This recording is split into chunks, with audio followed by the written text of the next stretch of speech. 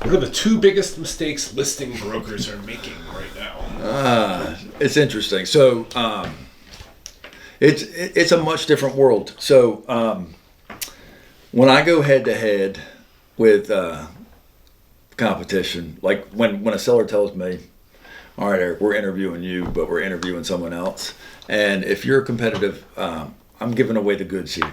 If you're a competitive listing broker and you are emphasizing your internet presence, I'm going to crush you because you're not giving anything of value to your seller. Your internet presence, as far as exposure of listings, whether or not you're a member of Zillow or Realtor.com, or you're Platinum this or Platinum this, or if you're in 3 different MLSs, that's considered par for the course right now. The fact that you have exposure to the internet it's water. You're not giving them anything of value. That is the expectation.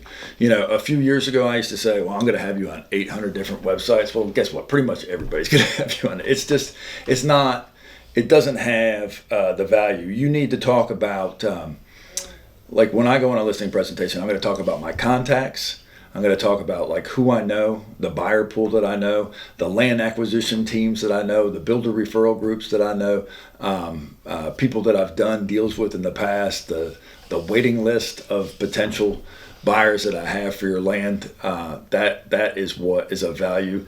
My contacts in the community, with planning, environmental health, the engineers,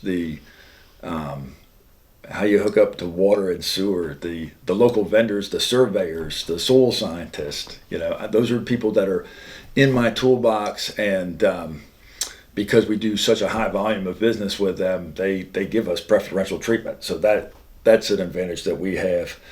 Experience, knowledge. You know, you're going to see.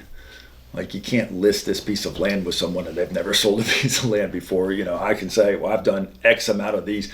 Like, not only have I sold a 40-acre piece of tract of land before, but I've sold a 40-acre piece of tract. I've sold 6 of them last year within 10 miles of the one that you're selling. So, you know, that's the kind of stuff that you want to bring to the table.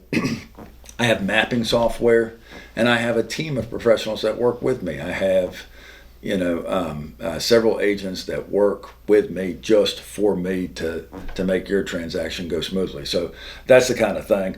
And the second mistake that listing brokers are making is they talk commissions, and I'll get beat every time but again, I love it when someone talks commissions. So, you know, depending on the price of the land, I'm going to be 6, 8, or 10% on mine, and there are a lot of other agents that are willing to do it for far less than that. I have, in the last 2 years, I have over 200 sellers that are really, really happy with the job that I did for them, and they know for a fact that I paid for myself and they walked away with more money. So, you know, you have a $200,000 piece of land and you got Joe Broker to discount it to 5%. And he sells it for $175,000, and you're walking away with $160,000. Congratulations that you only paid 5% commission. But if you list it with me at $200,000, and I get you $195,000, and I charge you 8%, and you're walking away with $180,000, you know, why be so concerned with what I made? You should be concerned with what you're left with and how much money. And I really, really have dozens of sellers that know through my negotiation skills, through my contacts, and through my market knowledge, they walked away with more money at the end of the transaction, and that should be the most important thing. So those are the 2 biggest mistakes my competition is making, and I hope they keep on making them.